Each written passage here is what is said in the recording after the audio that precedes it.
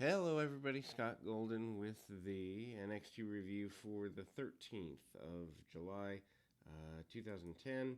And this show is a slog to get through. That's it for sure. Obviously, this is still considered season 2. I will enjoy this much better when it becomes more of a episodic wrestling show rather than the elimination show. The original Nexus members, 5 or 6 of them come back. Wade Barrett's here, Tarver's here, Skip Sheffield's here, and all that points are there. Basically, the talk is that they want to show that they can make an impact. Then we have literally a few minutes of highlights from Raw. The current season pros and rookies make their way out.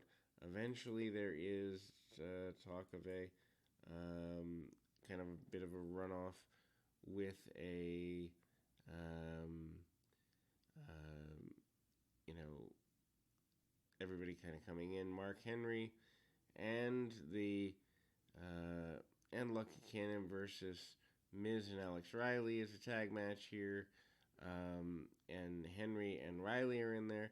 They really were doing something with Alex Riley at the time. Didn't really come together the way that it was intended.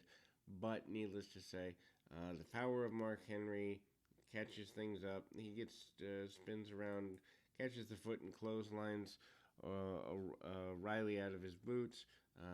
Miscommunication between Miz and Riley is a major thing here for the next couple of minutes. Cut off on the Miz, sending the Miz into their corner. Lucky Cannon comes in, hits a couple of spots, fireman's carry takeover, basic things, and ultimately, it's kind of here. Tossed to the outside. Things get cut off a little bit. Mark Henry is interested from the perspective of the challenges that were. A bit of a botch as a dive over the top rope by Lucky Cannon could have ended really badly right before we go to commercial as he just about bonks himself in the head with the stairs. Cut off again by both O'Reilly and the Miz. Miz comes back in with Cannon and slows the match down with chin locks because, well, that's what we do. O'Reilly comes back in and stays on the chin locks as well. They cut the ring off on Cannon for several minutes here, and eventually Cannon comes back around. Military press on the Miz when Mark Henry gets the hot tag. Miz and O'Reilly both get dominated.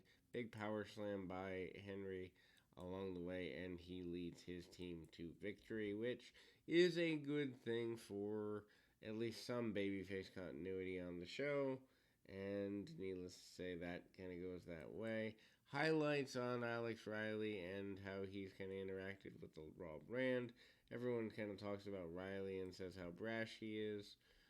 Showtime Percy Watson's going to have a talk show segment tonight, and ultimately highlights of Raw, hype for Money in the Bank, fill up a whole bunch of time.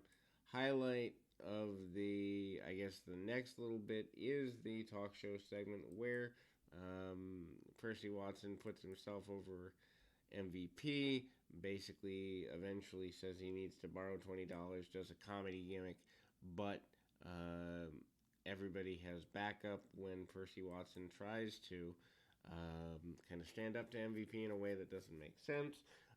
Nexus members basically say they want to make a major. The original Nexus members say they want to make a major impact, and I'm not going to call all the spots, but a battle royal ensues with everyone, including the pros, in the chaos of it. The original Nexus members stay more unified as they are moving towards SummerSlam on the main roster.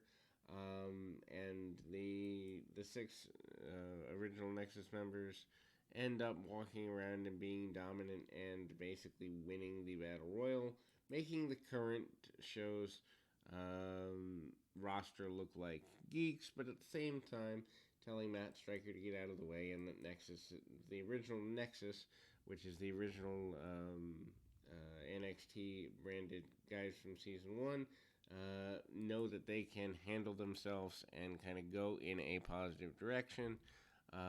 As mentioned, this is a short show because of the Battle Royal, and I'm not going to call every spot in a Battle Royal because honestly, no one pays attention to Battle Royals except the winners, and with this being more storyline Battle Royal than an actual win-loss one, there isn't a point, but we'll be back with more right after this.